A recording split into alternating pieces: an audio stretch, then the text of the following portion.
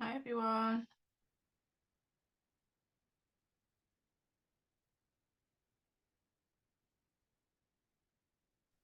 Hey. Hi.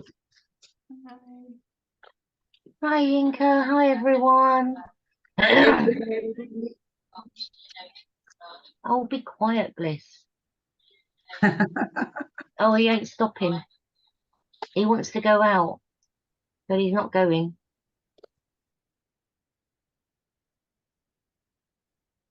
Did you email me, darling? Inka? Yes, it has emailed you. I'll check it again to make sure that it's gone over. We should have got an Okay. email. I haven't checked. I'll have a check during the meeting. Thank you. I'm just going to go through the slides and then hopefully everyone would have connected in by then.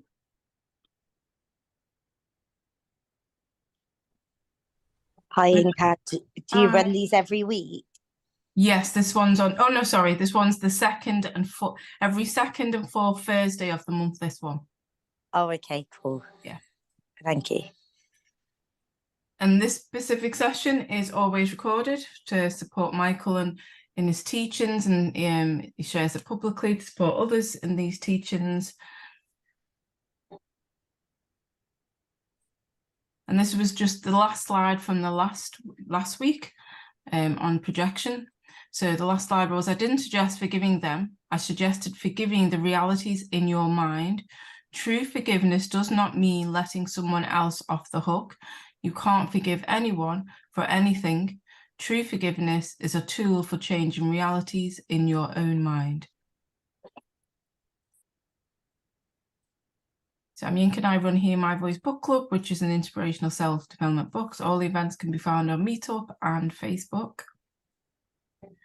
Or email me at yinka@hearmyvoicebookclub.com.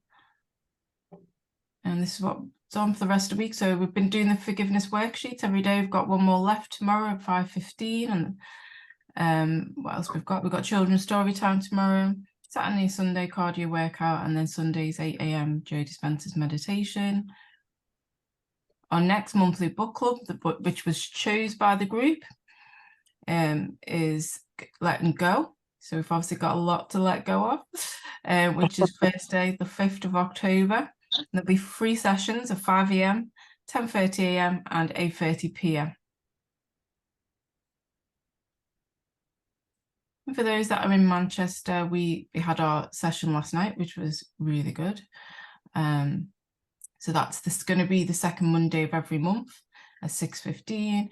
And there's a variety of different teachers. We did Esther Hicks and Bob Proctor yesterday. So if anyone in Manchester wants to join that, you're welcome to come and join us. It's in person. We do have WhatsApp groups keeping people connected. And Hear My Voice Book Club runs non-profit events, so everyone can take part regardless of financial status. But I ask any donations if you feel inspired to or want to support Michael in these teachings. I ask you to send those directly to Michael. And that's the link there, and I will put it all in the chat as well. We're just going to do some shoulder rolls, just to loosen our bodies up and get it ready for the teachings. So a nice deep breath in, draw up your shoulders, and exhale. Nice deep breath in, and exhale. One more time, nice deep breath in, and exhale through the mouth, releasing any tension from the body. And if you're willing and able and you want to get up and just give your bodies a quick shake out, get it ready for the session, just to loosen yourselves up.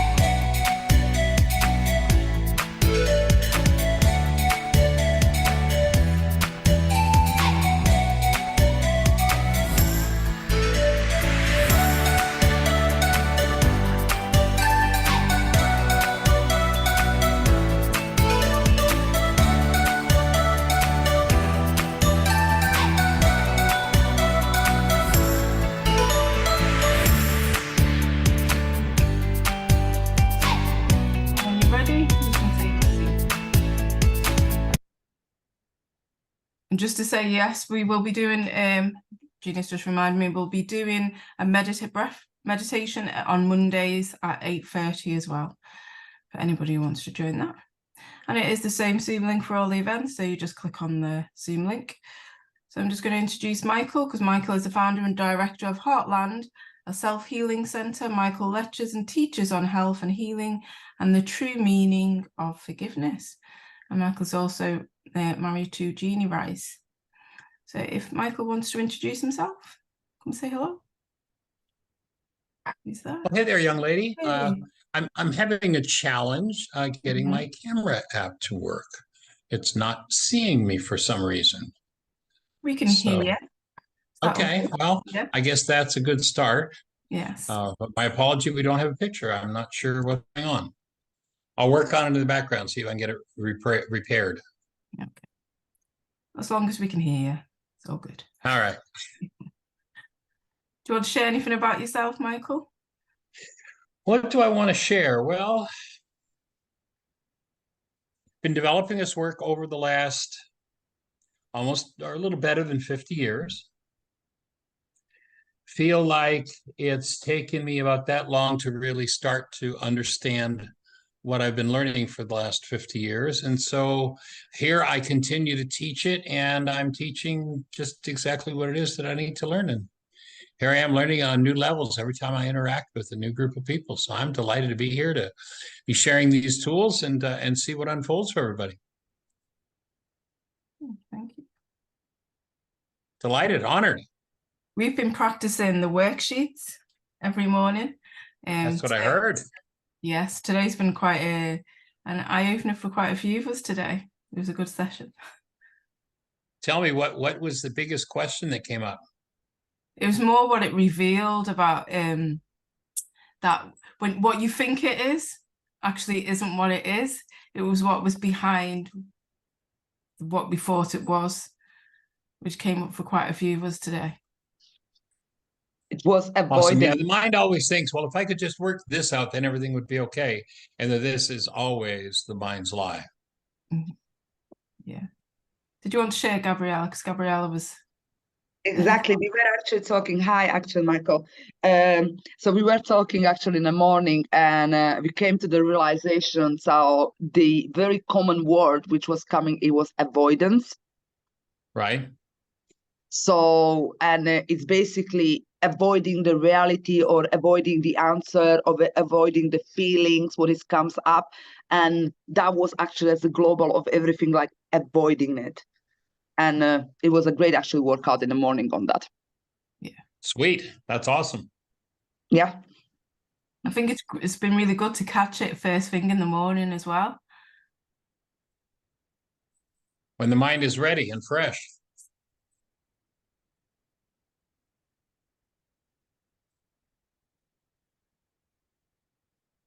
I shall share the screen.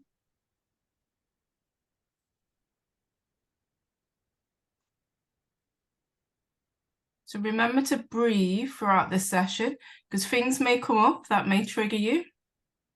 But holding your breath is exactly how you acquire a past about something and carry it with you.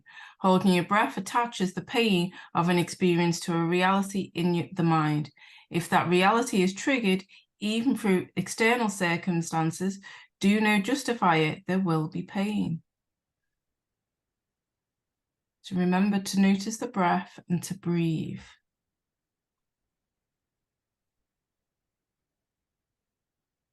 So in our previous chapter, Richard, a successful man in his late 30s, oh, sorry, let me put that back on.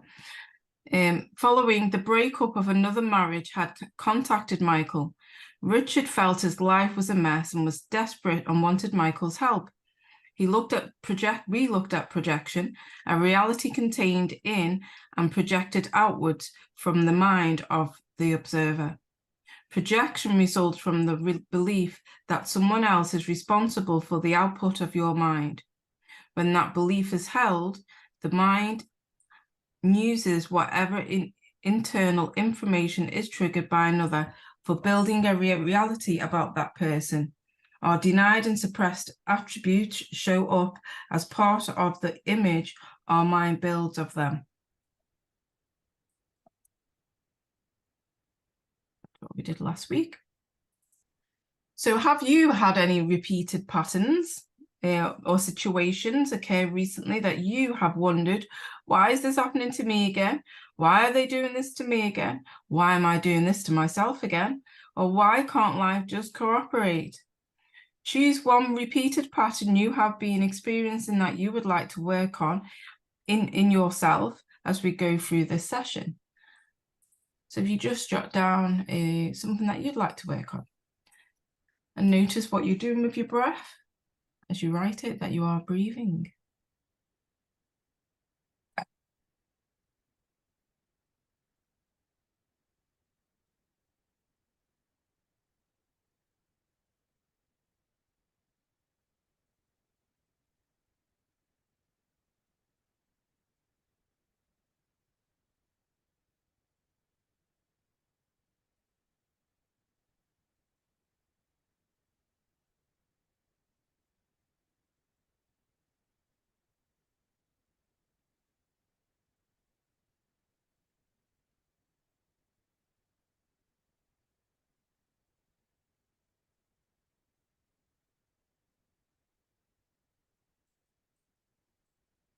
So many of the ideas in this work are difficult to accept at first because the brain cells must be built to see them.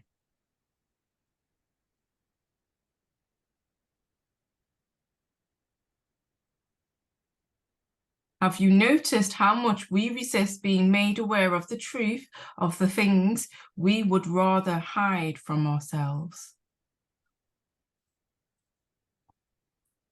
And let's look at a principle here of the mind that's important to understand going into this this level of work.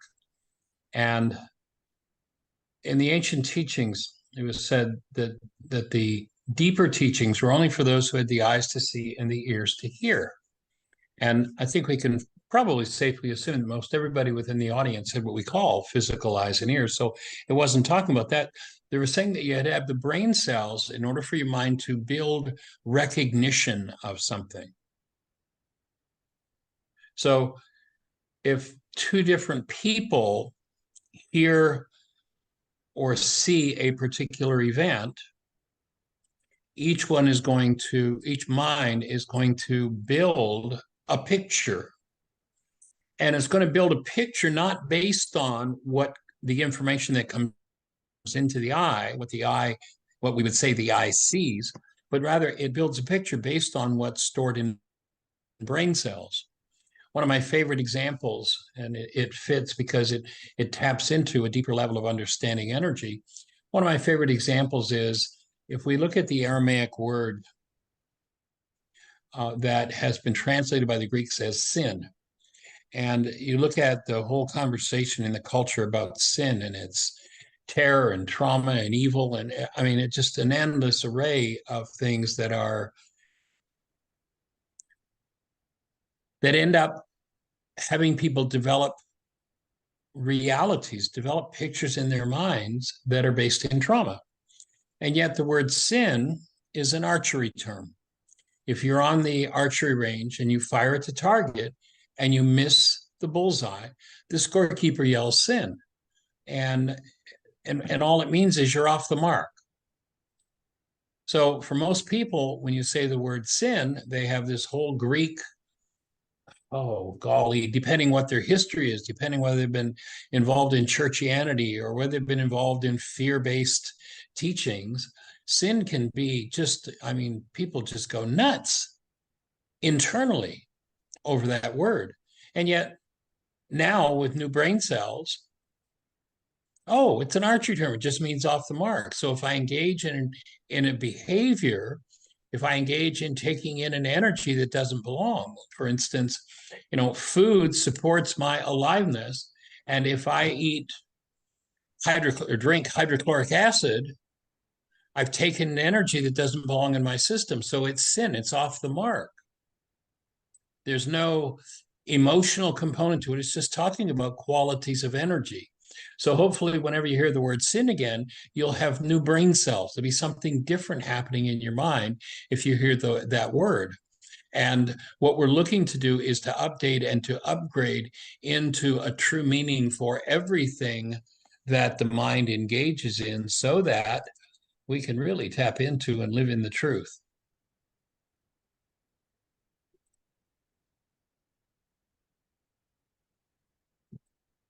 It's definitely changed how I look at the word when I hear the word. Hey, you have a different reality, different brain cells. And so everybody at every moment of their lives has a certain set of brain cells and a certain reality that their mind generates. If we have been brainwashed with pain-based realities, then we tend to stay stuck in pain. Another idea that we can build some new brain cells for, which we've been doing for over a year now, is the word forgive. Culture teaches us forgive is about how I'm going to let you off the hook for what's happening inside of me. But in fact, the word forgive is simply a tool with which I go inside my own mind and remove what never belonged. Remove my pain, remove my trauma. New brain cells, new idea. So people will oftentimes say to someone, well, why don't you just forgive them? And with a new understanding of forgiveness, you know that that would be a ridiculous thing to say. Never forgive anyone for anything, because you can't. The word forgive means remove from your mind whatever does not belong there. And so the idea of forgiving someone becomes ludicrous when you have those brain cells. And many things that run people in the culture through fear and trauma start to become ludicrous when you have the truth stored in brain cells for the meaning of words.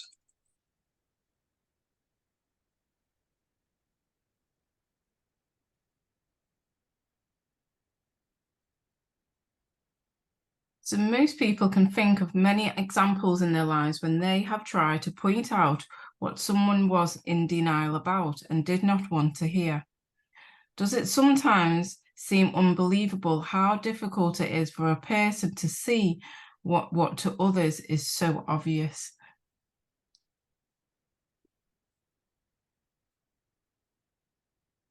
You can put this in the chat.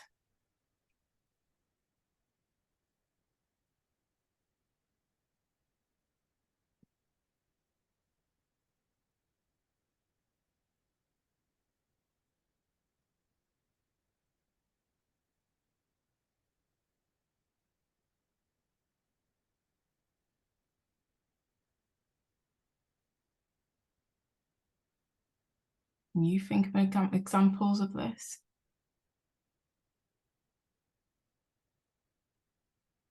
You mean examples about ourselves or others, that you can see in others? Yeah. It's unbelievable that they can't see it. It's just so obvious. But without the brain cells, people can't see anything. Without the eyes to see and the ears to hear, it doesn't matter what you're talking about. If they don't have the brain cells, then they cannot perceive what it is you're talking about. Or if their brain cells are different from what you hold, then their realities will be different from you. And this is the root of most conflict in the world. Could you break this down? This sounds really interesting. What exactly? Is it really similar to delusion or?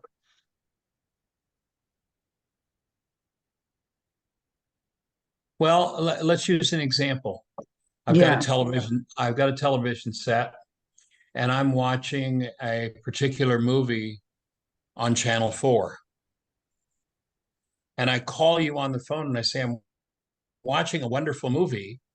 Why don't you turn it on? And you say, okay, I'll turn my TV on. You turn your TV on, you go to channel 3. You say, well, this movie doesn't look wonderful to me. And I say, well, why aren't you watching the same movie I am?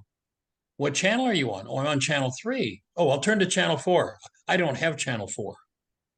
So I can't watch what you're watching if I don't have the data within my television set to watch it. And it's the same within the mind.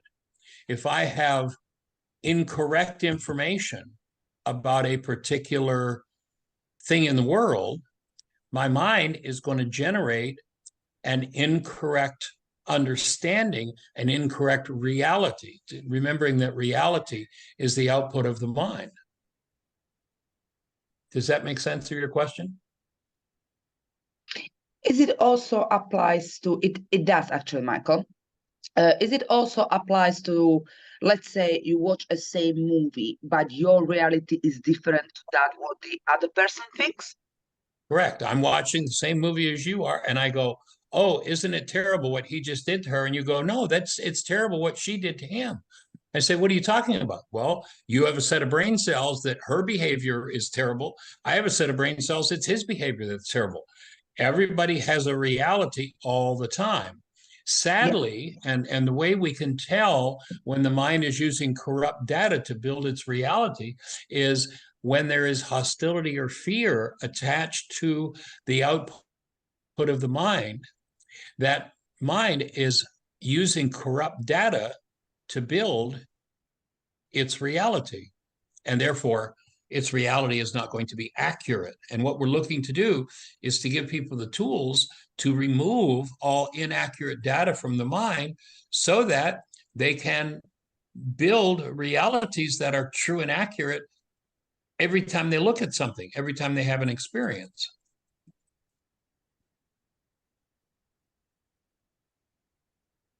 Thank you. You're welcome.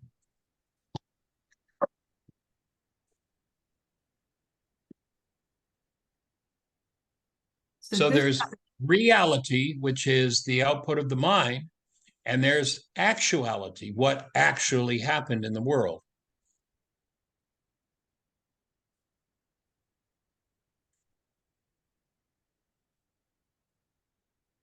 It says this dynamics is called blockage of truth. And this is just an example in the book. I don't know if you want to explain the example, Michael, or shall I just read it? Oh, go for it. So this macho man suppresses true feeling. His disease is fear, because just leave me alone. You make me so angry. And this nice woman act suppresses true feeling. Her disease is anger.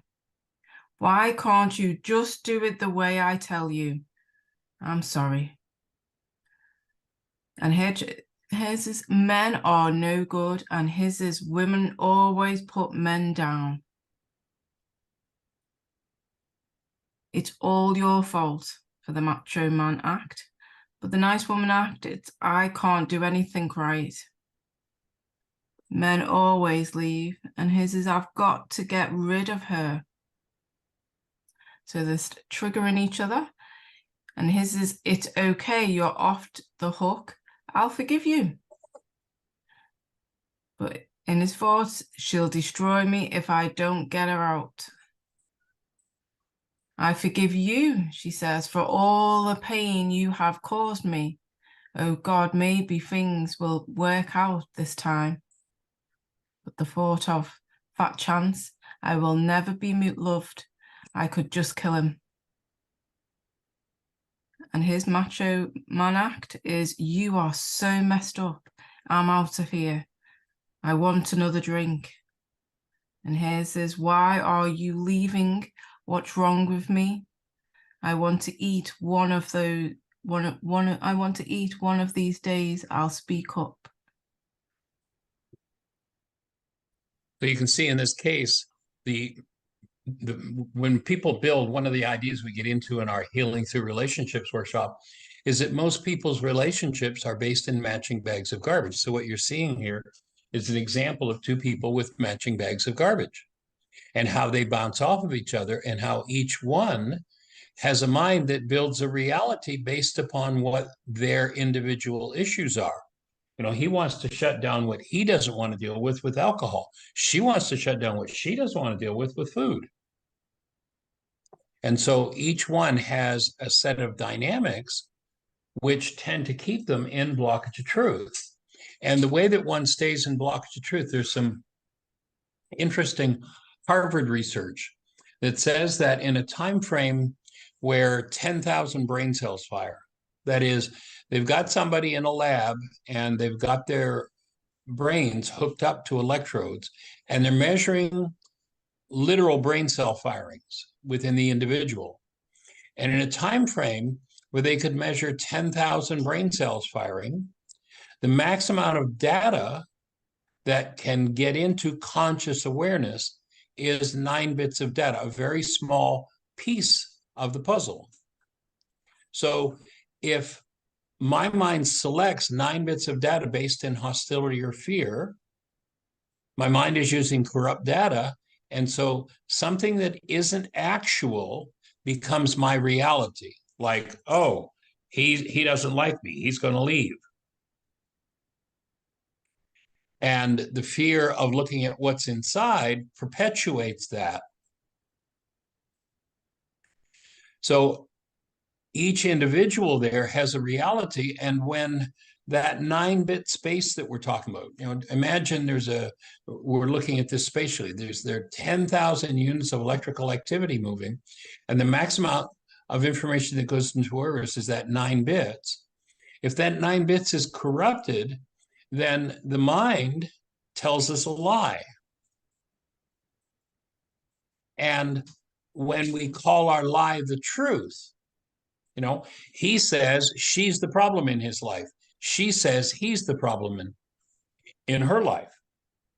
And each one tells themselves a lie. And when I tell myself a lie, that 9-bit space, that little tiny framework where my reality shows up, is full. And it's filled with a lie. But when I call my lie the truth, having filled that 9-bit space with my lie, there's no room for the truth to show up. So now I'm living in blockage of truth.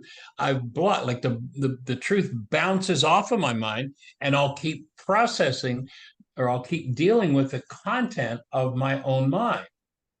So she's trained to be the nice woman, and he's trained to be the macho man. And each one,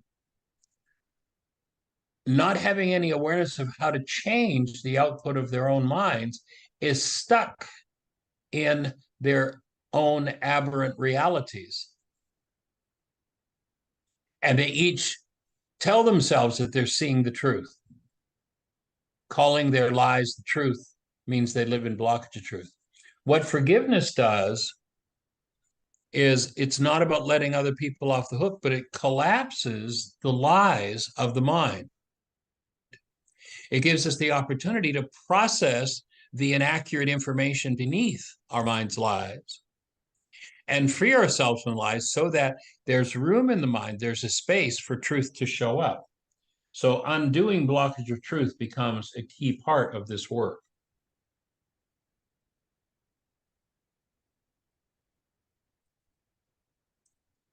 Does that leave any questions for anybody? I've got someone that's put something in the chat. My reality is a bit overprotective as I lost my parents, so I fear losing people close to me. And so my input to that would be, there's a real challenge with holding that kind of a belief, because the fact that we are creative beings, we tend to empower. If you go back and you read, several thousand years ago, there was a book called the Book of Job, and it's basically the book of someone going through a healing process. And one of the things that Job concludes after he goes through that process, he comes to the realization that that which he feared most is what came upon him. And so when I put fear into my relationships, I will tend to create that which I'm fearing. I'll tend to drive people away out of that fear of losing.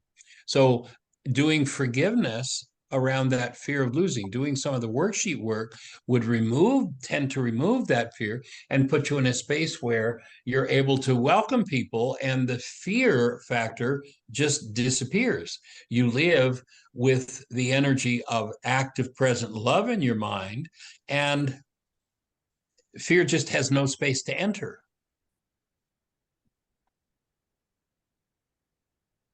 So I'd suggest doing some worksheets around that. We've got Gabriella that raised her hand.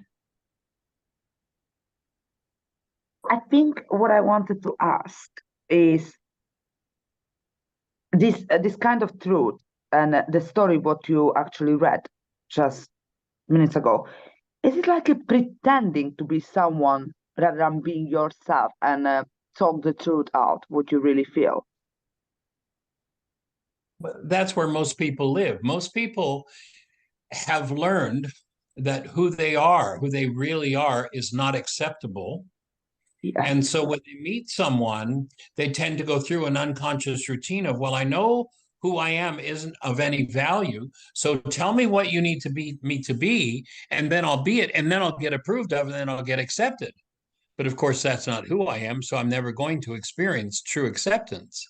But there'll be the effort to be something other than who you are. As you remove those fear-based realities, you get to experience directly who you are, and you get to live as who you are. And instead of sending out signals or interpreting people's behaviors as disapproval and rejection, as you remove disapproval and rejection, you stand in a space where you know that it's okay to be who you are, and people will tend to then agree with that state of acceptance rather than bouncing off of a state of fear. I think, oh, this was really good. Really good. Thank you. Thank you. You're welcome. Harry, you've got a question?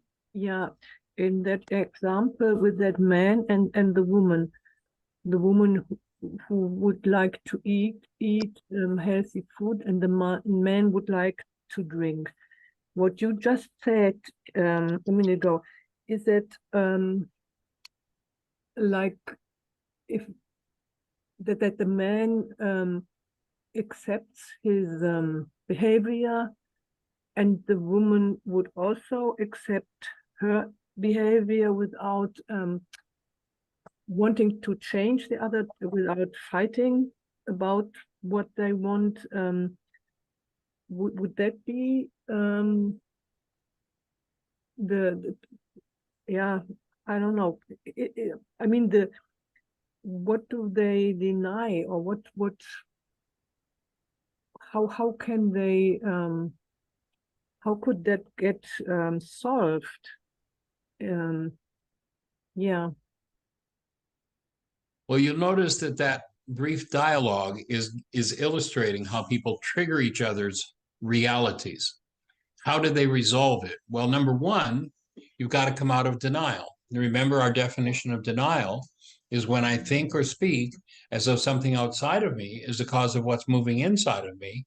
I'm in denial. When I live in denial, when I pretend that this experience that's happening to me again doesn't belong to me, but it's caused by someone else, I have to hide from myself the root of my pain. Yeah. And when I hide from myself the root of my pain, it's no longer mine to change. I just guaranteed myself a why is this happening to me again experience. So when you look at the interaction in this simple illustration, you see people triggering each other into opportunities to forgive.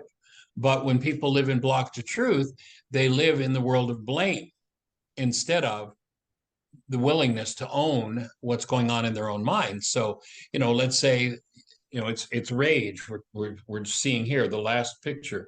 Anger becomes rage.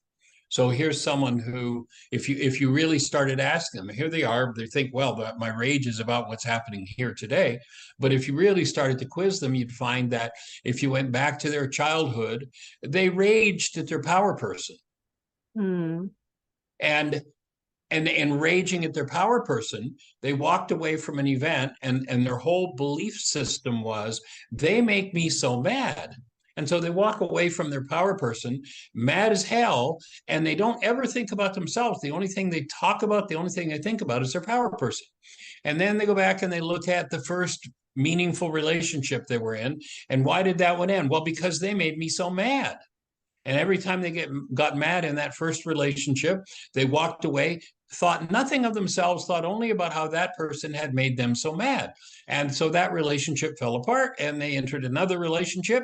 Their anger comes up. They live in denial. Oh, they make me so mad. They walk away from that relationship so enraged, not talking about themselves, not thinking about themselves, not conceiving that they're the one that was enraged with their power person. They're the one that was enraged in their first relationship. And here they are enraged again.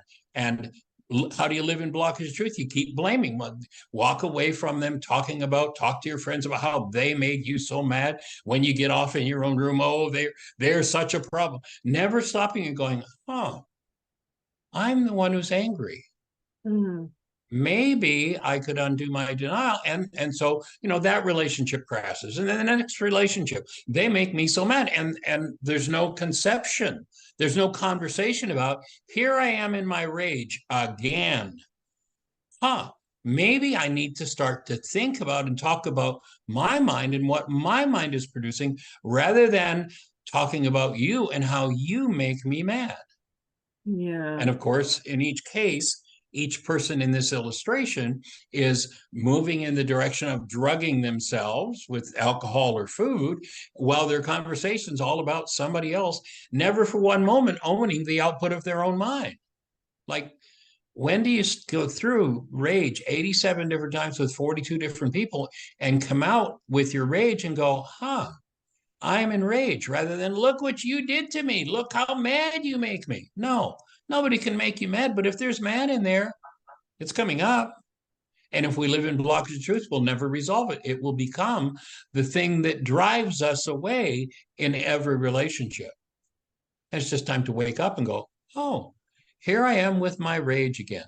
I think I'll talk about me instead of them. Because as long as my mind is focused on building realities about them, I can keep pretending that they're the cause of what's happening in me. Yeah. And I can go from situation to situation, relationship to relationship, decade to decade to decade to decade. And it's all everybody else's fault because I never enter into an actual responsible conversation with myself about, oh, my mind is producing this rage. This is mine. This is about me. And I need to start to allow my mind to think about me rather than whoever I'm blaming. By the age of 4 in this culture, virtually every person is a card-carrying member of the one world religion of blame. It's all their fault. Stop talking about everybody else when you're in pain or trauma and start talking about yourself. When you do that, then you get to go find those places of your mind that you've hidden from yourself. And when you're able to embrace them in love, you get to resolve them. And then you bring love to the circumstances that yesterday you said enraged you, because it wasn't the circumstance that enraged you, it was your rage that enraged you. But as long as your mind's capable of producing a reality called rage, and you're a card-carrying member of the one world religion of blame, it will always be everybody else's fault. Wow. Does that make sense? Yeah, very, very much. Wow, that was so good. Also, all the examples what you told, that was really good. Thank you. You're welcome. Delighted. And again, if you look at each picture here, you'll see that we're looking at triggers. These are most people, when they come together in relationships, come together through matching bags of garbage. The thing that resonates them into each other's space is they have matching energy patterns. And that means that they're going to give each other opportunities to forgive those patterns. But you can't forgive a pattern in you while you're thinking and talking about somebody else. Yeah. You can't do it. Yeah. Cool. So good. So when I call a lie, you're the reason I'm angry, the truth, my 9-bit mind is now filled with a lie that I call the truth, and there's no room for truth to get into my mind. I'm now living in blockage of truth. Most people go to their graves living in blockage of truth because they don't even know there's such a thing. They don't know that's how the mind works.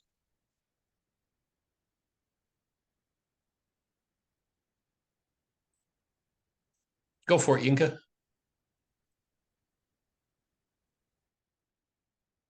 So since most people blame others for what happens to them, they forgive by letting the other person off the hook. What if I need to be forgiven for something I've done? We are being taught an error about forgiveness, Richard. The act you are asking about is called pardoning. If you feel you have made an error and wish to be excused for your error, you have a need of pardon, not forgiveness.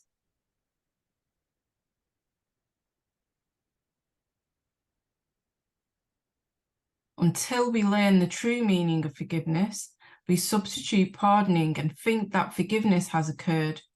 The act of pardoning does nothing to change the internal reality structure of the person doing the pardoning. It leaves the painful internal reality in the mind in place or ready to be triggered again.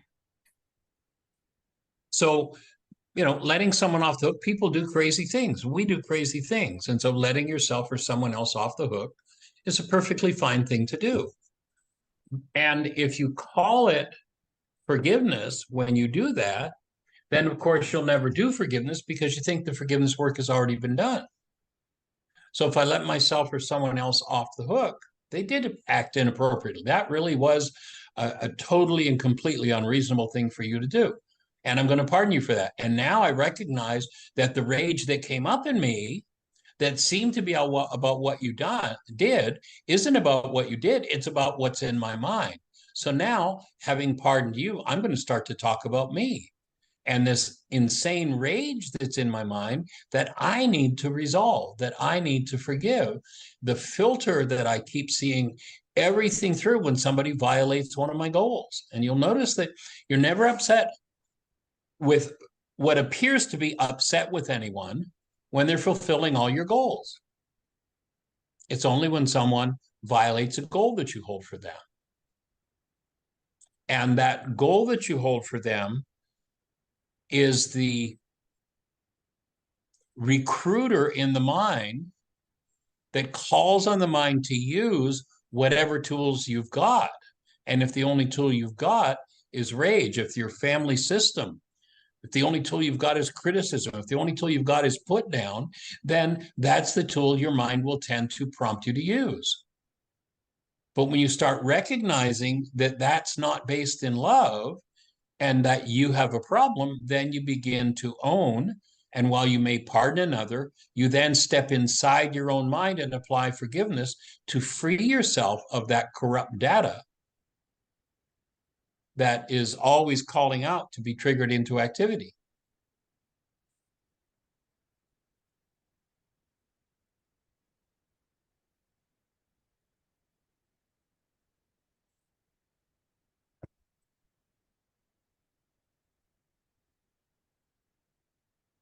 It also means that the person who is pardoning will usually try to control those he or she pardons, so they will not trigger pain again.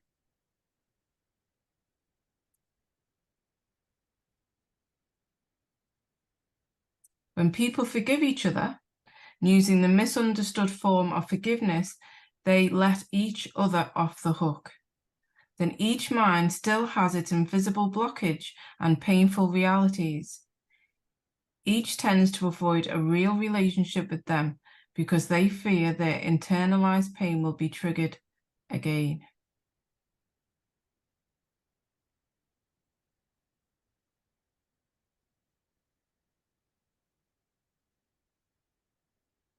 Richard was agitated at being challenged by Michael with the idea that he's caused his own pain and proceeded to read him the riot act. Well, that's the way it is. Other people have always been the cause of almost every problem. If only they had listened and think logically, he shrieked. So he is a committed member of the one world religion of blame. It is one of the most universal religions. Pardon me, it is the universal religion. And have a- it's amazing how many atheists are so religious when it comes to blaming someone else. It's all somebody else's fault. We had a question at the 5 a.m. club this morning. Yes. And she asked, but what happens when, you know, you just going about your day and you go out and then somebody attacks you or mugs you, and, you know, they might even kidnap you and throw you in a car, you know, and they were like, well, what about that one where somebody actually does something that is really harmful? Right. Well, there's an interesting piece of research that was done, and it's been done more than once in prison systems. And they kind of reverse the lineup idea. Instead of lining up criminals, what they did is they took people off the street, volunteers off of the street, put them in a lineup in the prison, and they had the criminals select who it is that they would attack on the street. And I forget exactly what the statistics were, but an enormous number of times that a particular person, you know, they have a lineup of 6 different people, and, you know, maybe something like 80% of the criminals say, it'd be number 2, that's the person I'd attack. And so when we think we're independent of our lives, it's time for us to realize that we are creative beings. And as creative beings, we set up circumstances. It doesn't mean I said, oh, somebody come and attack me and throw me in a car and you know, hurt me. It doesn't mean that I put that kind of a thought out, but if I hold that I'm a victim, you know, I always get the short end of the stick, then I'm literally setting up an energy, and the criminal mind will tend to be attracted to that particular person and play out whatever that criminal activity is that's about to happen. So we have a part. It's not, and there are people who will talk, oh, now you're shaming the victim. No, I'm not talking about shaming the victim. I'm talking about recognizing that we are not independent of what happens to us in the world. We play a part energetically. And we realize that we play a part, we have the opportunity to go into that place within ourselves and remove that part that tends to attract the attacker over and over and over again. I was talking to a gentleman yesterday. He did quite a bit of my work back about 30 years ago. In fact, he wrote a book based on why is this happening to me again. He was an airline pilot, and he just contacted me yesterday, and he's like, Michael, I need some help. You know, I've been away from your work. I love your work. I wrote a book about it, and you know, it's awesome. And I'm back at it again. I've had several successful businesses. You know, I retired from being a pilot, and I went into working for the government with drones, and I've had about 4 different businesses. And each time I get right to the edge of it's going to be super successful and I'm finally going to be wealthy, it all collapses and it all falls apart. And I'm starting to realize that this is happening to me again, and I need to get through this pattern in myself. And so whatever your particular why is this happening to me again experience is, you want to get underneath it into the energy that you're hiding from yourself. And the way to do that is through forgiveness. And again, what forgiveness does, what actual forgiveness does, is it collapses perceptual constructs based in pain. And when those constructs collapse, you have the opportunity to look at what underlies that particular event in your life. You get to look at the part of your mind that you usually hide from yourself. When you can fully embrace that part that you hide from yourself and you remove the energy behind it, then that particular dynamic will change. You'll no longer attract that sort of event back into your life.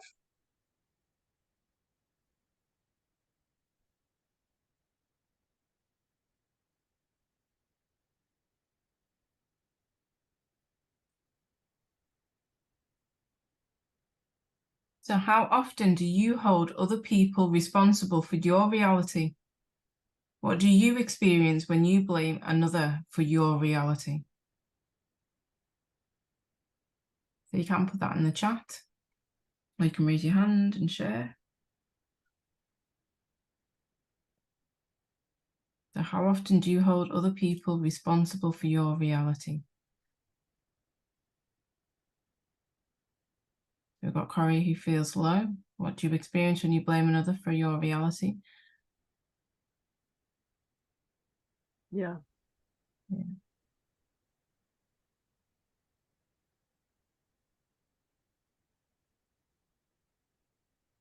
I know for me, I feel stuck.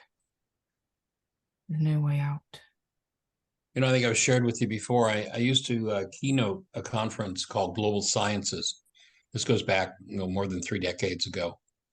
And one year I was speaking at their conference, and there was a gentleman from IBM. He was a senior scientist at IBM. His name was Marcel Vogel. You may have heard of Vogel cut crystals. Marcel is the man who originated the Vogel cut healing crystals. But long before he did that, he was hired by IBM as a scientist, and he was the only non-degree scientist that IBM ever had on his staff. The reason that he did not have a degree was because nobody could teach him anything.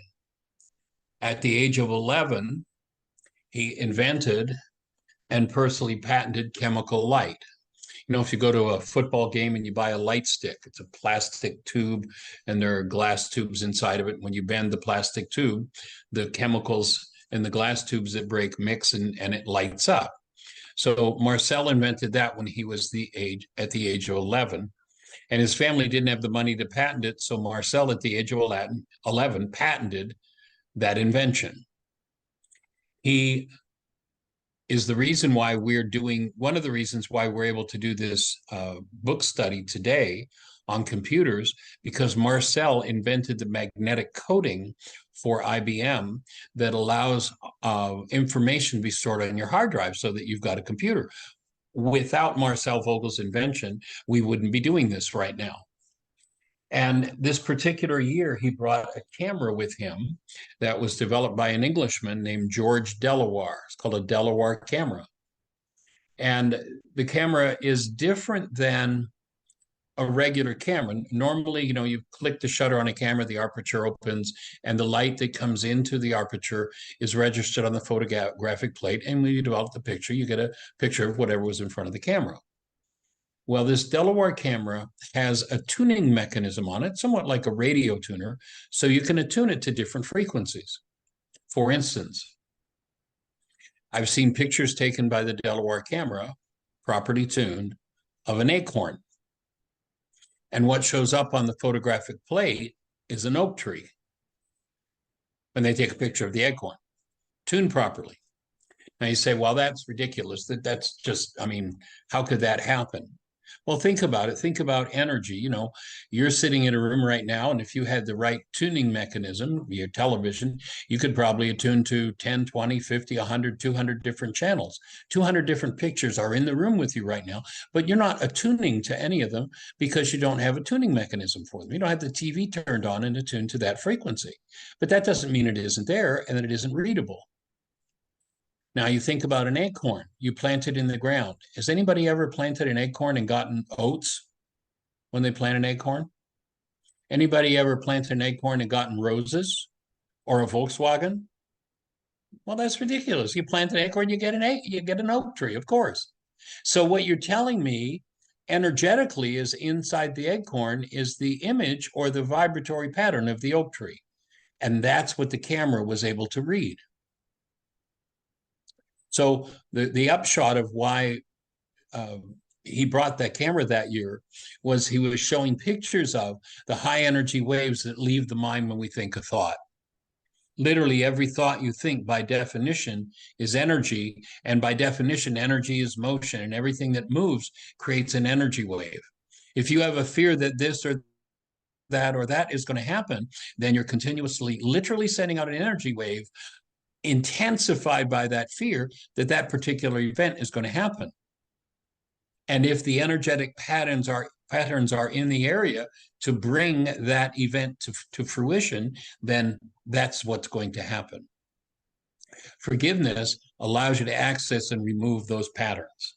So you don't have to keep doing energetically the why is this happening to me again experience.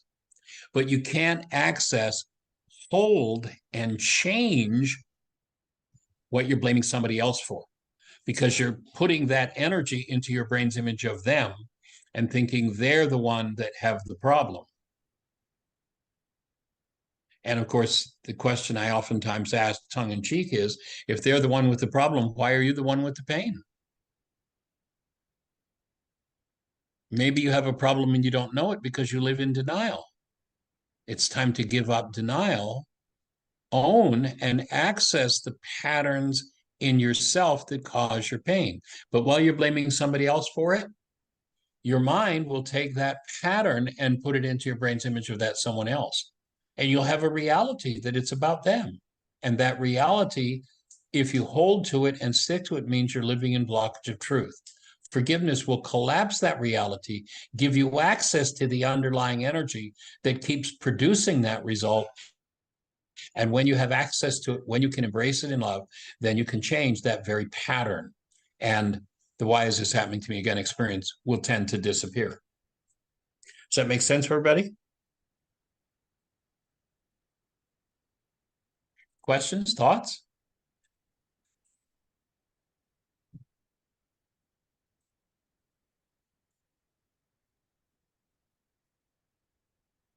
Go for it, Yinka. So whether or not we are aware of it, whether or not we choose responsibility, we are involved in setting up everything that happens to us. This work is based on responsibility. You just torture yourself and make healing impossible by holding on to blame. Michael reminded Richard gently.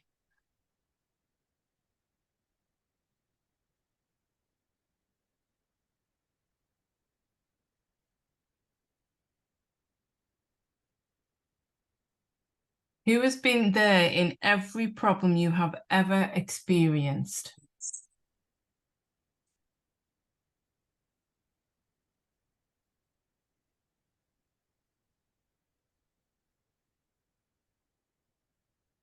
Numero uno, numero uno.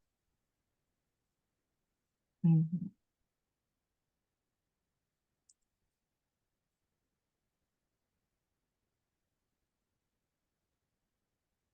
We've got someone to put in the chat. I get to not take responsibility for my experience because I don't trust that I can feel the painful emotion or be competent in responding appropriately to the situation or person triggering me, blaming them.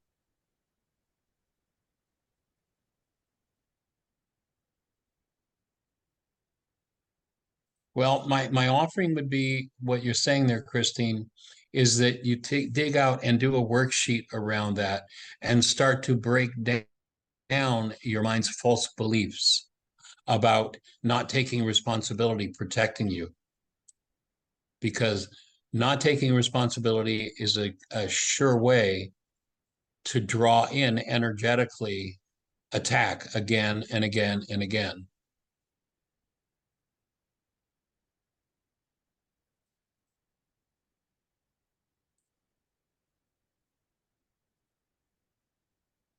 You're welcome.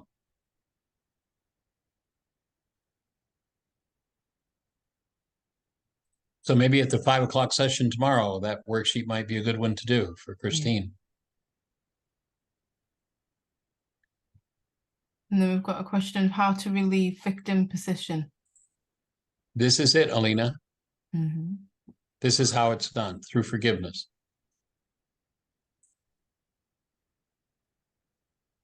I need to ultimately learn to access directly, you know, that cycle when we're in denial. Again, denial being I think or speak as though something outside of me is the cause of what's moving inside of me. You made me mad.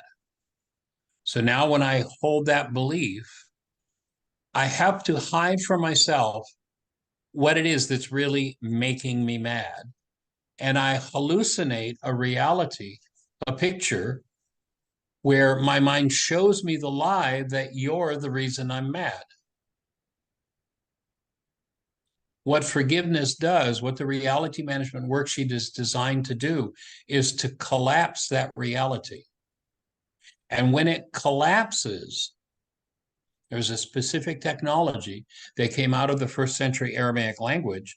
When that reality collapses, you'll be able to get to see what underlies it, what you create that with. And instead of putting that energy into your brain, hiding it from yourself by putting it into your brain's image of someone else, you get to access it directly. And when you come into direct contact with the underlying energy, then you dissolve that. And Alina, you never forgive anybody for anything. Never, ever, ever forgive anybody for anything, but forgive continuously. Pardon someone, let someone off the hook if that's appropriate. Forgiveness is about how you collapse. We're doing a whole new definition of the word. You got to throw everything about forgiveness that you've ever believed away. The whole culture, the whole world is trapped in a lie that forgiveness is about me forgiving you, or God forgiving me, or someone else forgiving me. And that's all a totally, completely false concept, false idea. When we're talking about forgiving someone, we're actually talking about pardoning. Pardon someone as you will, and then apply forgiveness to your own mind to remove the parts of your mind that are causing you pain.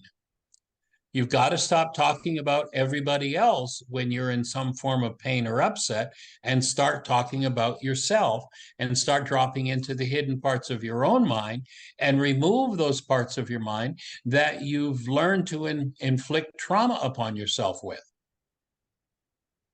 So never forgive anybody, but forgive continuously. Does that make sense, Alina?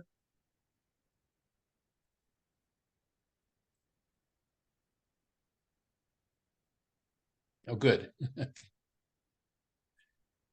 Gabriella, you typed no in the chat room. I'm not sure why. Thank you, Michael. I really totally don't get it. I think the last one is confused me. Never forgive, but forgive continuously. No, wait. You missed a word in there. You missed a word. Okay. I said never forgive anyone. Never forgive anyone. Okay. But forgive continuously. Wow. So you've got to dissolve the false teaching you've been given that forgiveness is about how I'm going to forgive you or you're going to forgive me. That's all a lie. That's all a fraud. If you've done something inappropriate, I can choose to pardon you. Okay, I'm going to let you off the hook for what you did. Now, that's what the world calls forgiveness. But that stops short of actual forgiveness. That, again, is pardoning. So I pardon you, and now I'm going to go inside of my mind, find and remove the energy with which I am inflicting pain on myself. Now I'm doing forgiveness work. As long as your mind is capable of producing pain, forgive continuously. But it's not about anybody else. Does that make sense? I think I almost grasp it, but something is missing, some kind of idea. So how do I understand it? If anyone... Here's my input. Okay. Here's my input. It's not that something's missing. It's that your mind is injecting something that isn't true. And the thing your mind injects, and I've worked with people who've been around and done my work very intensively for decades, and they still talk about, oh, I forgave them. Never forgive anyone for anything. Stop it. Never do that. Pardon them if you feel it's appropriate to pardon them, and then apply forgiveness to remove the pain from your own mind. Forgiveness is a tool for removing pain from your mind. Yes, forgive continuously. And that's got nothing to do with anybody else. So Does is that it me? clarify? Yeah, do I get it right if I said like it's kind of same like when it's like remove your energy from that target, don't invest Well, energy into it? well, when I hear you say remove your energy from that target, what I hear is there's still the desire to hold on to the blame of the target. What I'm saying is remove that energy from your mind, not from your target, from your mind. Forgiveness is about removing energetic dynamics from your mind. Do And how that do you do it? continuously as long as there's pain.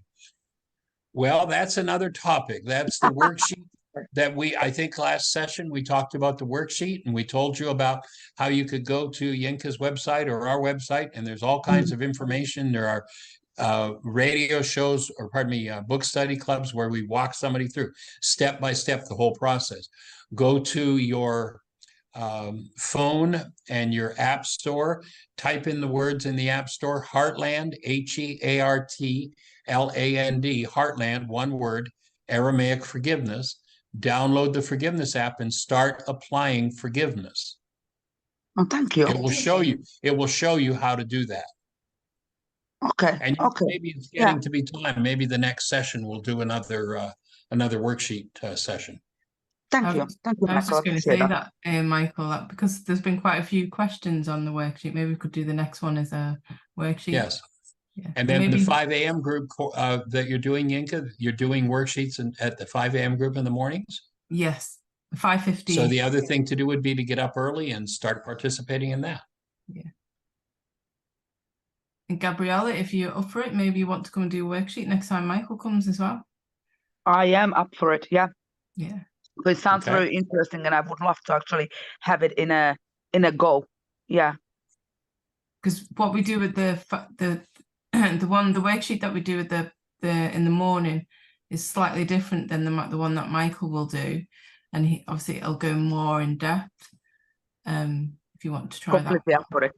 Completely up for it. No, totally. Yeah. Awesome. Good. And Corey's got a hand up. Yeah. Oh yeah. So that when I see, I'm aware that I am in pain, and I am the one, and so the energy. How can I find? So what I find in my situation is there is somehow, I think there is fear, and I don't know, also another emotion. I also do not know how I can identify the emotion, what is underneath that. That is the one thing. And the other thing is, when I know that that is my responsibility and that is my thing to look at, and I see there is, let's say there is fear, then yeah, I know that I do that sometimes, the Heartland work, but I think I'm always stuck then when I am in that emotion, or so, I feel perhaps a little bit that is the emotion, but then I don't know how to really to really find out what I can really do then with that. So Corey, here's my input, and we've had this conversation before. I think you're back to trying to figure it out. Remember, I've shared in our codependence to interdependence work. I identify what I call the pseudo solutions of the non-being mind. And the number one pseudo solution is if I could just figure this out. My offering is you will never figure it out. You can sit around for the next 20 or 50 years trying to figure it out, and you won't figure it out. But at any moment you wish to, you can pick up that worksheet, put the pen to the paper, and just fill in the blanks and forgive it, whatever it is. You don't have to figure it out. Just forgive. Apply the tool of forgiveness and you will process through whatever that energy is. Trying to figure it out is the booby prize. It'll never take you where you want to go. And when I'm not sure which emotion it really is, how can I find that? Because I often Stop trying to find it. Stop trying to figure it out. Forgive it. Oh, yeah. Put the pen to the paper on the worksheet and forgive us to that. Stop trying to figure it out. Figuring it out will never work. It will never get you where you want to go. Oh, yeah, that is a good help. Yeah. Yeah. Put the pen to the paper or go in and open the app, the forgiveness app, put the situation in the blanks in the forgiveness app and go step by step by step through it and forgive. Remove the underlying energy. You don't have to figure out what it is. Yeah, I understand. Yeah, that is relief for me, because I was trying so hard to find what is it now, which emotion is it now really, and I have to find it out. But yeah. That's the booby prize, trying to figure it out. Yeah. Doesn't work. Thank you. You're welcome. And for those that have never used the forgiveness app, which I'm also adding to the chat, that you can ask questions in the app as well, if there's anything that comes up. And Michael does answer them on his radio station, so you can and send you the recording.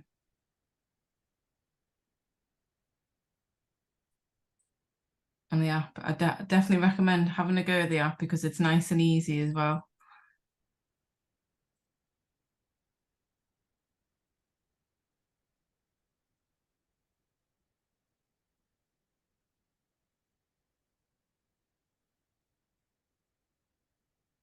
So we've got a question. Does this mean that if you can't identify your emotion, you just say, I forgive myself for not knowing what my emotion is?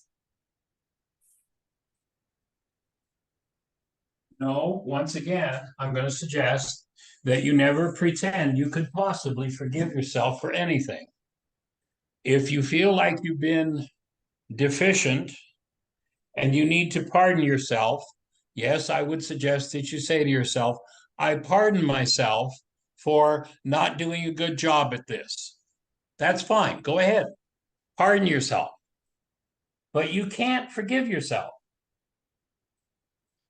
So once you've pardoned yourself, okay, I did a poor job of this and I failed and it's terrible and I'm awful and I'm going to pardon myself for that. Then go to the worksheet, put the pen to the paper and fill in the blanks, and you'll be doing forgiveness work. It's unlike anything else you've ever seen in the world. And you can't figure out how to do it. You just do it. Now, there are at least, I don't know how many study groups have we done? At least 6 or 8, where we start at square one and I've walked somebody step by step by step through the worksheet process. Go to Yinka's archives and you'll find those study groups. Just follow the formula, fill in the blank on the worksheet. You can go to my website, whyagain.org. On the website, there is a microphone, which if you click on it, takes you to the archives of our radio show. There's a whole section of special radio shows, what we consider to be some of our best radio shows over the last 12 years. There are at least 20 different radio shows where I step by step by step by step, I've guided someone through how to fill in the worksheet, how to forgive. Put the pen to the paper and use the worksheet. Yinka's just put a couple of links in.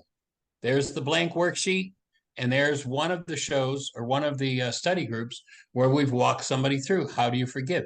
It's not like anything you've ever done before. Just print the worksheet off or open the app and fill in the blanks step by step by step.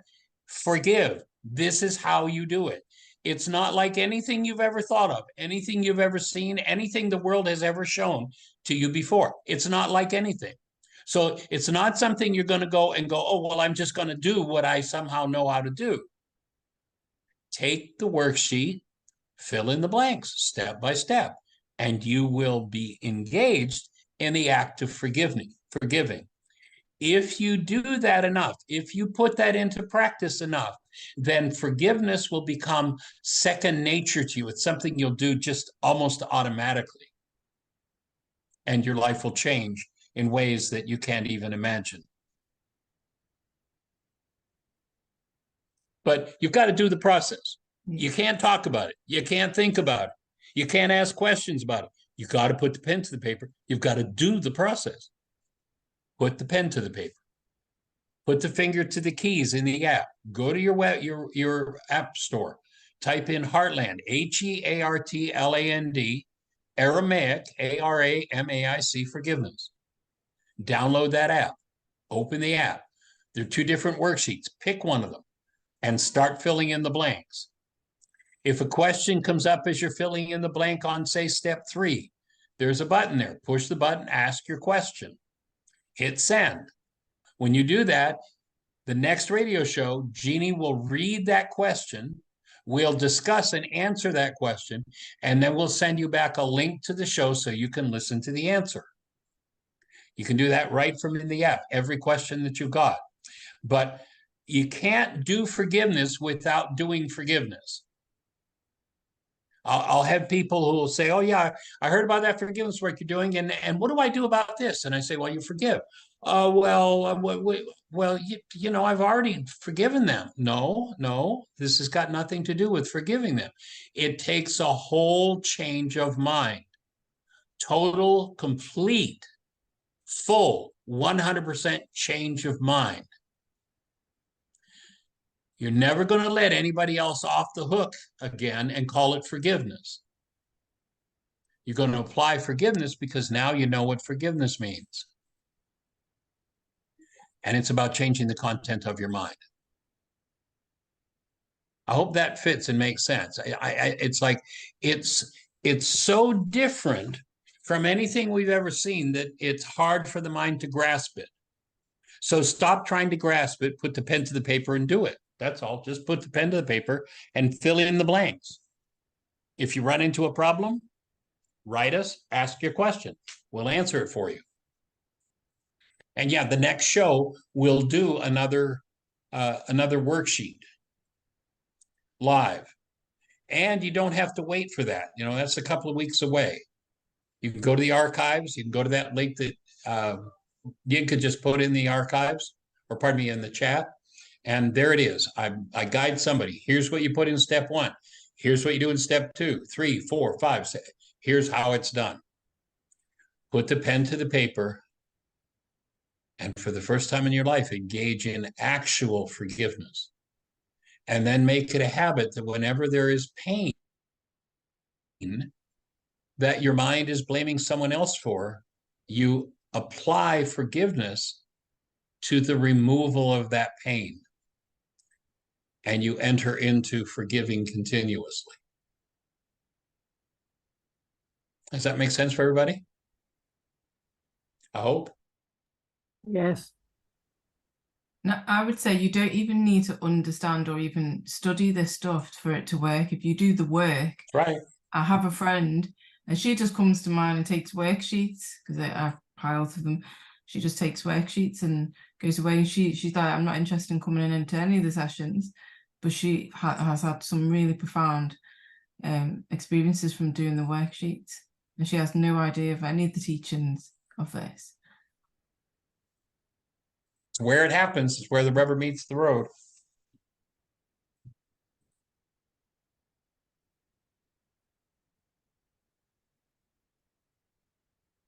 Somebody put, how often do you recommend to do it?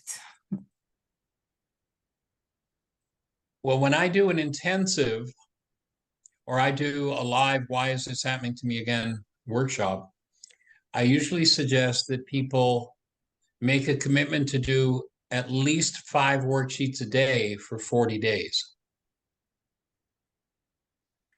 And people who do that 40 days later will tell you that they don't even know they're living in the same world. There's such a shift, such a change.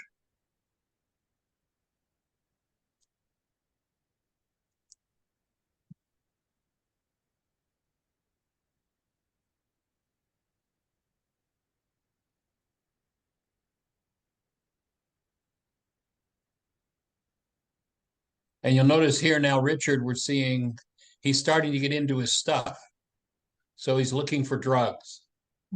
And observe yourself. Notice as you start to delve into deeper levels of your own mind, what kind of avoidance mechanisms your mind can come up with. They can be things like, oh, I forgot I was supposed to write a letter to my grandmother 5 years ago. I better go write it now. Or as he's asking for, give me some caffeine. I want a cigarette. Hey, you got any candy bars? Give me a Coke. I need that phosphoric acid and caffeine and sugar. And they're all drugs with which we anesthetize ourselves. And when you anesthetize yourself against something, you make it more difficult to forgive because you chemically block the natural ability that your structure has to let go of what doesn't belong within you.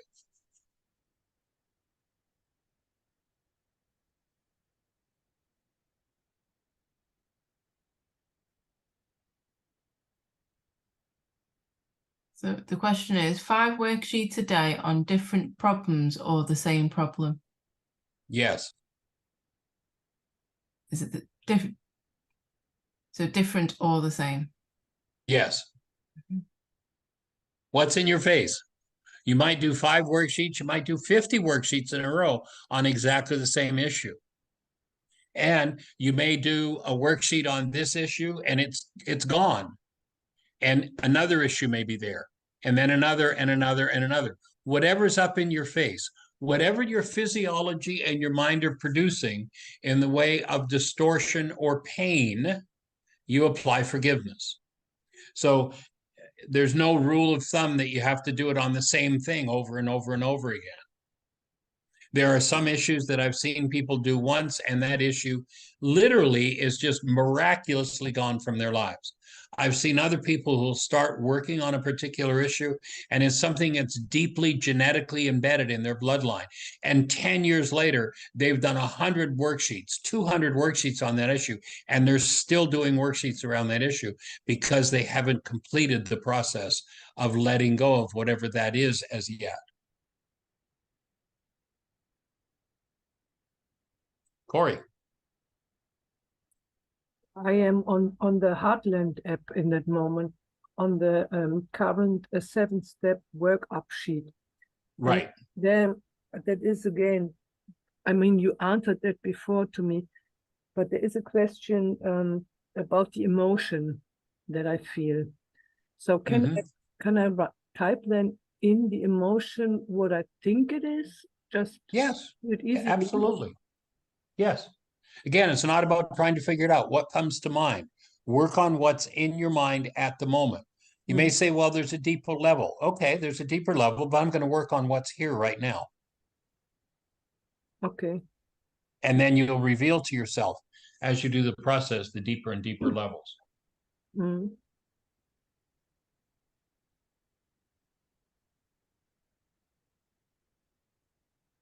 I have noticed that if you have a habit of talking yourself out of your own emotion, and just allowing yourself to write whatever comes, not overthinking it. Oh, well, maybe it's not that then. Or maybe it could be this. Just allowing yourself to, if it was anger that's come, right, I'm just going to write that. Okay. Not to overthink what emotion it could be. Yeah.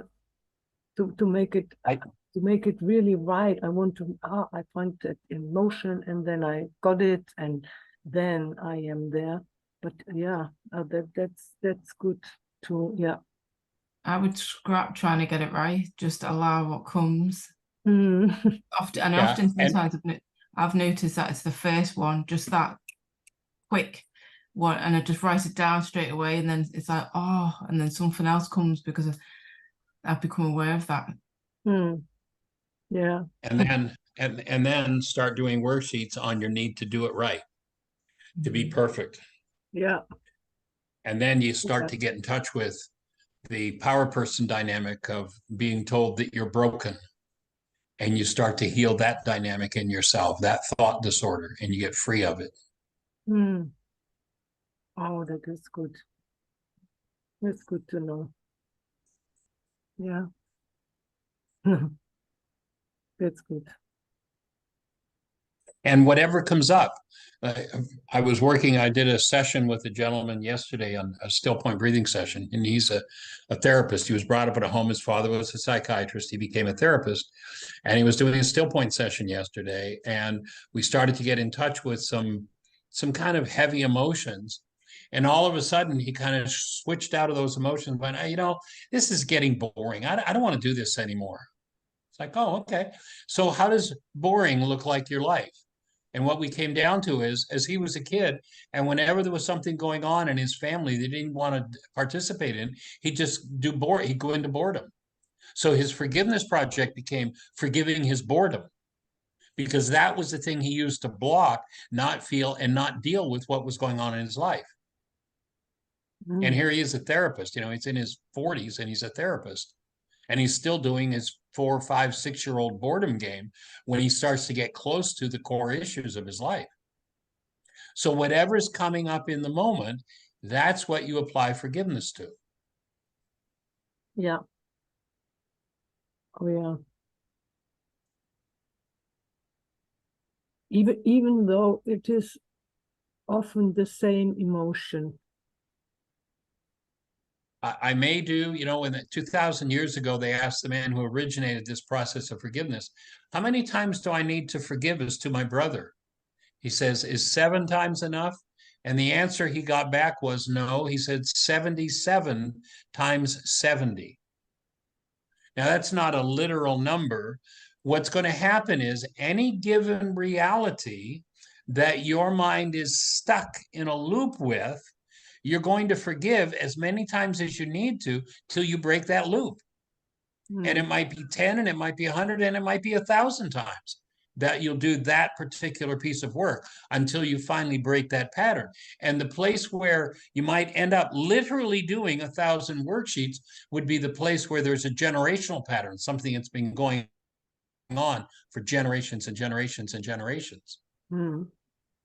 So whatever comes in the moment, that's your next worksheet. I know when I do worksheets, I usually have a stack of at least a dozen blanks. And usually by the time I get through to the end of one worksheet, I've just by watching and paying attention to what's going on in my mind, I've usually uncovered another 4 or 5 worksheets that I need to do. Yeah. Oh, yeah. So as I'm doing a main worksheet and I realize, oh, geez, I had that issue with such and such 20 years ago. So I'm going to go to a blank worksheet and I'm going to mark 20 years ago with such and such. I'm going to mark their name in. Here's what happened. And I'm going to now go back to my original worksheet. But then when I'm complete, that'll be the next worksheet that I do, that subtle thing that came up that I've been trying to avoid. Oh. Oh, yeah. And it's often the worksheet that you want to avoid is the one that you need to do. That's the biggie. Yep, that's the one. That's not an often, Yinka. That's an always. No, I don't want to do that. Please, Mr. Custer, please don't make me go. Yeah.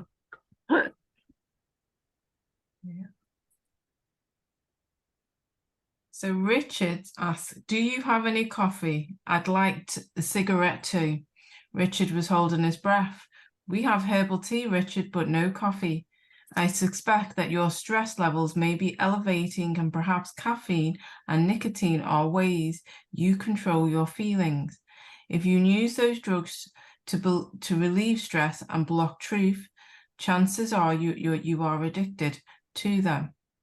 They support your illusion and projection and seem to protect you from your pain, but they function as an antiseptic and are destructive to the body.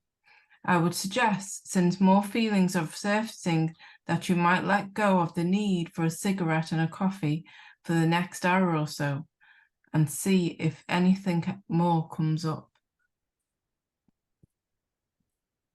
And so alcohol, drugs, caffeine, sugar, junk food, they're all anesthetics. They're no different than, getting a shot of Novocaine. They anesthetize against pain.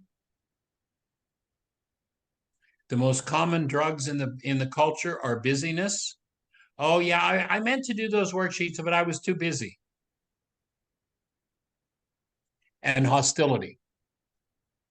Hostility is an addictive drug. And notice when you go into hostility, the tendency of the mind, until you retrain the mind, is to always talk about somebody else rather than yourself. Oh yeah, it was their fault. Stop the conversation about projection and start talking about, thinking about, focusing on what's going on inside of you and cleaning up your own mind. Hostility is always a drug. It is not an emotion, it is a drug.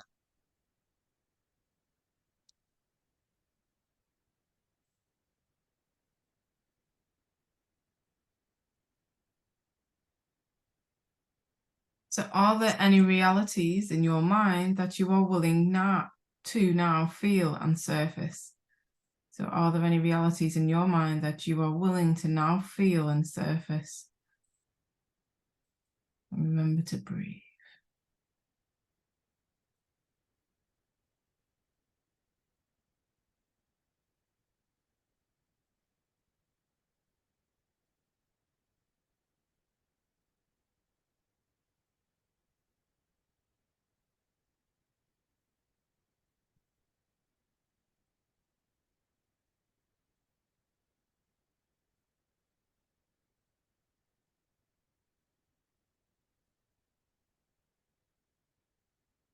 Does anything come up for anybody that they want to share or put in the chat?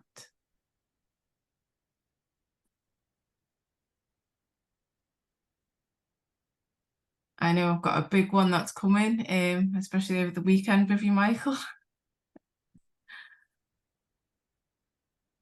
One that Rock and roll. Yeah. And I can feel physically my body wants to run in the other direction. Yeah, I hear you. Yeah, it's a perfect mind shifter for you. And we'll put the invitation out. Anybody that's ready to take your work to the next level. This Saturday and Sunday, we're doing the Mind Shifters and Still Point Breathing Club. And so if you're ready to learn to do some very profoundly powerful breath work for processing through and opening things, then you might want to register for that workshop.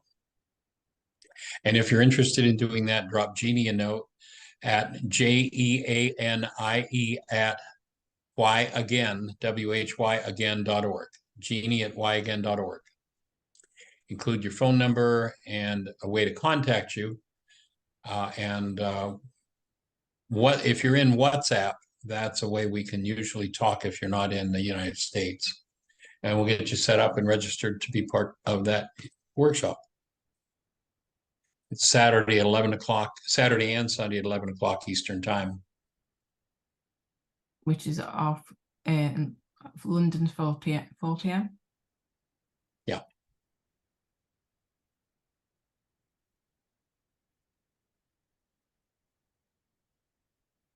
I think that's meant to say how much is it, please? Oh, the Mind Shifters and Still Point Breathing Club, there are 3 levels of participation. You can do one session or one weekend. Again, it's Saturday and Sunday, and the cost is $150 US. You can register and do 3 weekends, 3 months, and the cost is $125 per month for 3 months. If you register for the full year, then the cost is $900 for the year. And that would be 12 sessions of Mind Shifters and Still Point Breathing.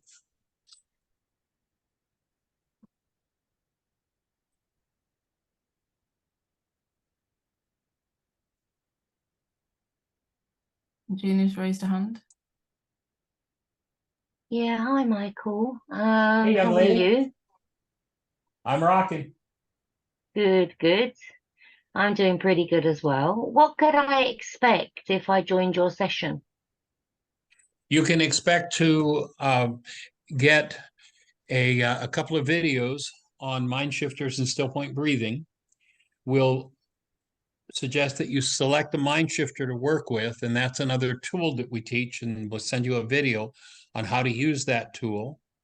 And then on Saturday, we'll step into the still point breathing process. We'll do some processing work, and then we'll actually have you set up your camera so that we'll be able to see you, and we'll guide you through. The group does a still point breathing session together. And then on Sunday, we'll meet again and we'll process and do some teaching and just, process what happened in the still point session.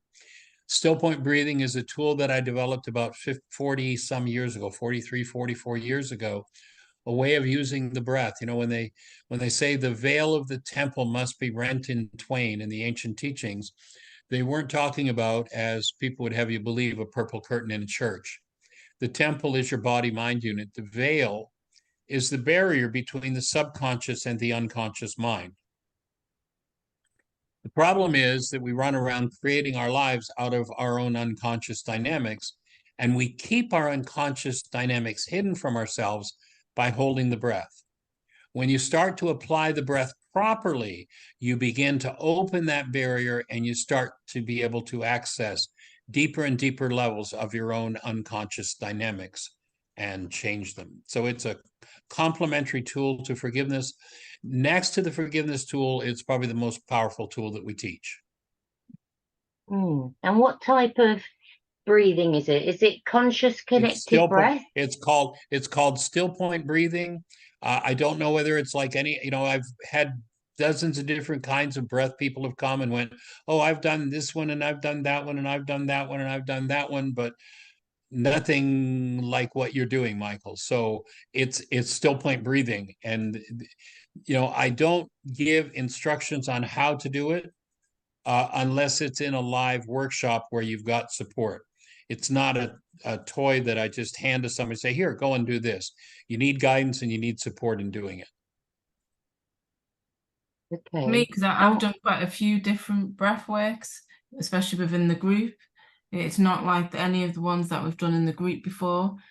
For me personally, when I first did Michael's, which is the reason why I still continued and wanted to do the full years, because for me, after I had the brain injury and that what people call a death experience, it was doing the breath work was like going back home, that sense of, and connected me to that experience.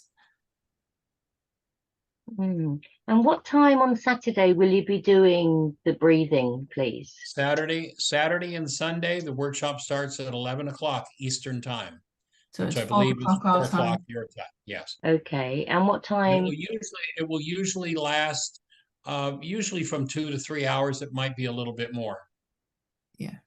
Because they're having a bloody party right outside my window, outside on my mobile home park on Saturday. So, I think as much as I'd like to do it, I don't particularly want to go to this party, but I have no way of avoiding it because it's right outside my place. And I don't really think that's going to be conducive to, do you know what I'm trying to say? Do you know what I'm trying to say? Maybe next month. Yeah, it's something I'd like to try though, definitely. Okay. Yeah. Maybe next month. All right. Yeah, hopefully they won't be having a party next month. Cool. God. All right. Yeah, thank you. So someone said, so do you recommend not to drink coffee or not to be addicted to it when you have emotions? I recommend that you organize your life, that you allow your adrenals to come back online and supply you with energy rather than using stimulants of any kind, because stimulants are very destructive to the body. It's kind of like someone cancel the thought, breaks their leg and they use a crutch. Well, 6 months later, when the leg's finally healed, all the muscles have atrophied, and the person's going to have to do therapy to get back to be able to walk again because they haven't been using the muscles in the leg. They've been using the crutch. Well, caffeine does the same thing to the adrenals as a crutch does to the muscles in the leg. The adrenals are designed to supply you with energy. If you have a crutch and you say, okay, I don't have to put any weight on this leg, the muscles say, okay, well, I'll weaken, I'll get flabby, and I'll go away. If you're not going to use me, use the crutch. Okay, fine. And the muscles atrophy. The adrenals atrophy if you put caffeine, a stimulant, or any other stimulant in. The adrenals say, okay, if you don't need me, I'll stop working. So I suggest that people allow their adrenals to come back online. And you do that by weaning yourself off of stimulants and starting to drink beverages that are supportive of life, things like water.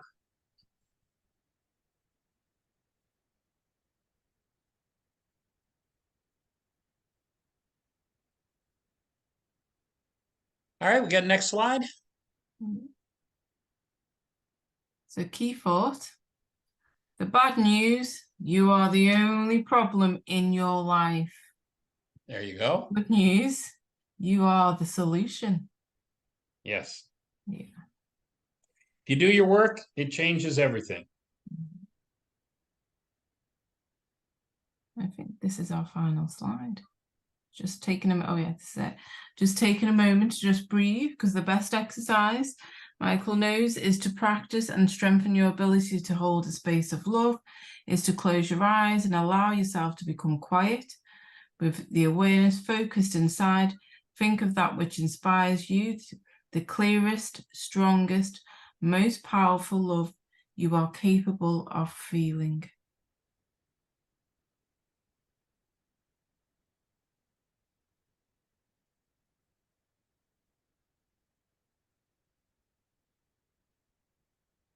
And we'll hold the space of love for you. Keep breathing, and thank you for joining us. Blessings. And I shall leave us with some music to play us out. And our next chapter is chapter 10, Our Ancestors' Wisdom. All right. Blessings, everybody. Thank you. Thanks, everyone. Thank you so much. Thank you. Blessings, everyone. Yeah, Thank you. Thank you very much. All right. Take care. Bye-bye. Good night, all. Be well. Yeah.